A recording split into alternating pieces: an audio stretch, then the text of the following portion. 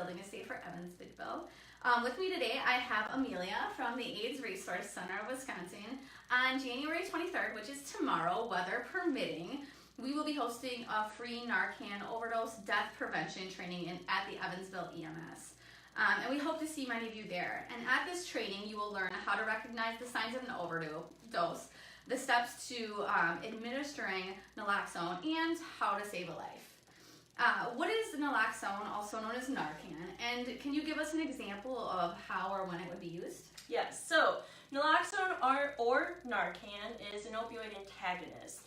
So it is used as the first line of defense in countering and reversing an opioid overdose. So for example, it would be a heroin overdose or a fentanyl overdose. Now, it is important to note that Narcan only works on opioids. So that would be your prescription pain medication, as well as heroin, fentanyl, methadone, things like that. Okay. And then who currently carries Narcan? Is it officers, first responders, community members? Anyone can carry Narcan, so your EMS, your police forces, as well as the average community member. In fact, the U.S. Surgeon General has urged more people, more Americans, to be trained as well as carry Narcan, especially if you are at risk or you know someone who is at risk for an overdose.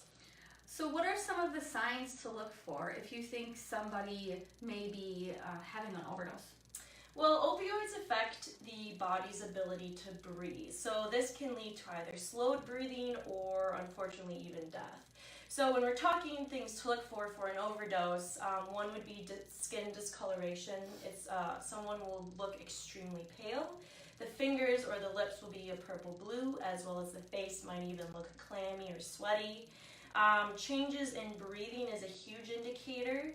Look for slow or irregular breathing. A person may even sound like their breathing is labored. They may be gurgling or gasping.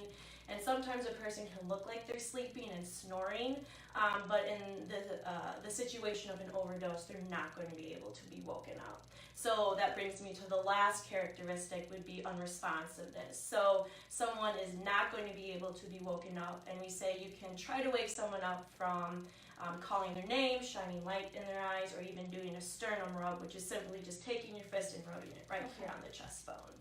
Okay. So if you've recognized the signs of an overdose, you're confident using a Narcan kit, you have one, you use it. So should you still call 911 follow-up? Yes, absolutely. Even if you are confident on administering Narcan and you have administered Narcan, calling 911 is the safest thing for that person. There are unpredictable scenarios that can happen. There could be underlying issues going on as well. So calling 911 is just the safest thing. We want to look out for the person who's experiencing the overdose. Their health is our number one concern. And so calling 911 is a must. As well as during every training, we always educate people to call out for help, call 911. Okay. Who should attend the Narcan training, such as the one that we have tomorrow? So our trainings are open to all individuals. You don't have to have someone in your social circle who is at risk for an overdose. The opioid crisis is affecting many lives, many different lives, and one of the ways we are going to find a solution or get to a solution is through education, openly discussing it, as well as destigmatizing it. These trainings, even if it's focusing only on overdoses and using Narcan, should be looked at as a vital moment that a community is coming together to be better informed, better equipped to look out for one another. You know, knowledge is power, and that's how we start the process of change. So absolutely everyone is welcome and should attend. Awesome. So for more information on Narcan, how to get it, or Narcan trainings, who can be contacted? Well, if you have any specific questions regarding the training, you can always contact me. But if you're looking for more kind of personal research regarding overdoses and Narcan, I would highly recommend checking out the Harm Reduction Coalition.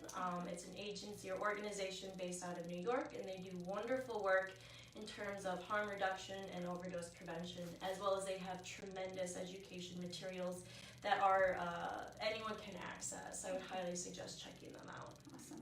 So again, our next upcoming Narcan training will be held at Evansville EMS, which is 11 West Church Street, tomorrow, which is January 23rd from 6 to 7 p.m. Just to let you know, if the weather is terrible and Beloit School Districts if they cancel school, then we will be rescheduling the training. Beloit School District, because that is what the office that Amelia is based off of. So this training is free. Anybody and everybody is welcome to attend. You do not need to register. And for more information on this event, you can visit Building with Safer Evansville's Facebook page or our website. Thank you, Amelia. Yeah, thank you.